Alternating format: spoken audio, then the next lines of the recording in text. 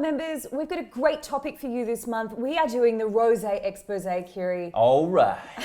Rosé Expose. It just rolls off the tongue. And it rolls off the tongue, literally. Yeah. And I think it's interesting that Champagne's the only region in France that's allowed to use two methods for producing rosé champagne, whereas there's only one method allowed in any other wine region, which is the Saignée method. The Saignée, which is maceration. So Saignée is quite an old term. It's sort of used, but not really used. Maceration is really where it's at in terms of the description of the wine, which is literally to crush the berries and actually let the juice come out and saturate from the berry into the juice itself. And I would say out of the two techniques, so we have two wines representing both of those techniques. Assemblage technique in our de Sousa Rosé, the Saignée technique in the Drappier Rosé. Yep.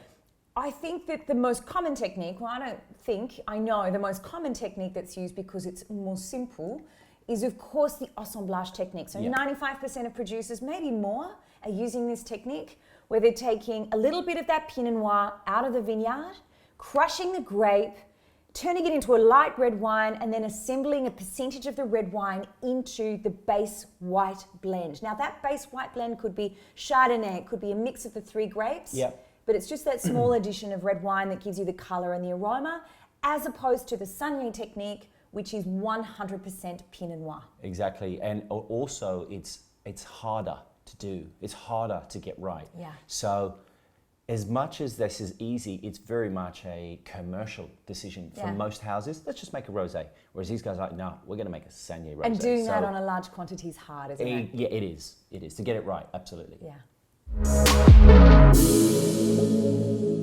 I don't think there's any secret, Kiri, that we love both of these producers. And very much so, for so different reasons. For different reasons, and you're right. And that's a really good point, is that de Sousa is located in the heart of the Côte de Blanc.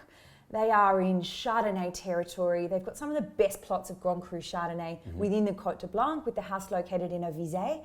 But with the assemblage technique, we've got red wine coming from Ailly. Yep. So 92% is Chardonnay from a Premier Cru area called Grave, and then the 8% is coming from Ailly. Now, this is really an opportunity for the winemaker to do something quite interesting with the red wine, also known as couteau champenois, which is the still red wine that's made in Champagne, and they blend in a little bit. So they tend to sit this either in stainless steel, or if they want to do something really special, it sits in barrel for a much longer time. And this red wine is in barrel. We'll come back to the wine in a moment. The house, 3 generations now. We're really fond of the family. I think that the family are so incredibly focused on making great champagnes. The entire range is exceptional, in my opinion, and I don't think anyone would disagree with me on that.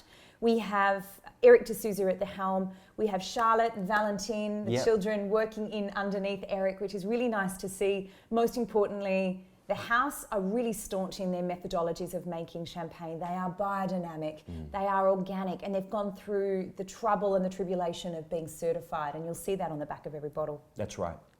They've been working very hard to get that. In fact, this year will mark 10 years of being biodynamic, and then 20 years of working in organic method. So no mean feat there. Now let's talk about what's inside the bottle. Now the colour is so pretty. You've got this sort of pale copper, orangey, salmon colour, which is gorgeous. So 90% Chardonnay, 92% Chardonnay, and 8% as a red wine addition. It's just stunning. Now I have to say, I love this rosé. And I was saying to Kiri earlier that for me, this de Sousa Rosé is like, you know, the girl next door, how pretty she is. I like this description. You know, you've got this really pretty, very simple girl next door look, but it's not just girl next door pretty, it's got an edge to it. You know, there's something a bit sexy about it. There's something really unique about it. Number one, it's supremely well made. It's faultless. The wine is absolutely faultless. You've got beautiful length. You've got purity of the Chardonnay, but you've got some weight, power, and edge. And because of the red wine that's been aged in barrel, you get some sort of aniseed and some light spice, and it does get that adds a little bit of that complexity, which is really lovely. And I think one thing that underpins all of Eric's wines is this sort of salinity. It is a richness. They do extended lees contact. They do a method known as poignetage, which is actually to twist the bottles whilst it's resting on the lees, not only for moving the lees down the bottle of the neck, but actually to get the lees back into the wine to add more body and There's richness. texture, there's richness, there's power. It's just heaven for me, this wine. It's a food wine. I like to see this wine with food, although it's light enough to serve as an aperitif. Yeah, and I think, look, both of these wines, when you're serving rosé, and a big part of choosing this month's theme was actually to say, hey, rosé is really good with food, and actually it's great when it gets a bit colder too. And just because it's chilled and there's bubbles doesn't mean it's not on the menu anymore. In fact, if you incorporate a little bit more of this, it will work beautifully. Now, the House of Drappier, one of the most underrated houses in Australia. I mean, if you were to go to Europe, Kiri, anywhere in Europe, and you said the word Drappier, people would nod in delight, in agreement. Yeah, it's well known. It is known. It is probably, in fact, it is probably the reference point for the southern part of Champagne, the Côte de Bar. They've done more for Pinot Noir in the south than any other house. In fact, they introduced the grape variety to the region. The generations and generations in that region. We're talking 7 or 8. Yeah, so 1808, and they've been working tirelessly at getting it right. And Père Pinot, as he was known, or Father Pinot, was influential in changing Gamay Noir around to Pinot Noir, and said, guys, come on, this is what you should be planting.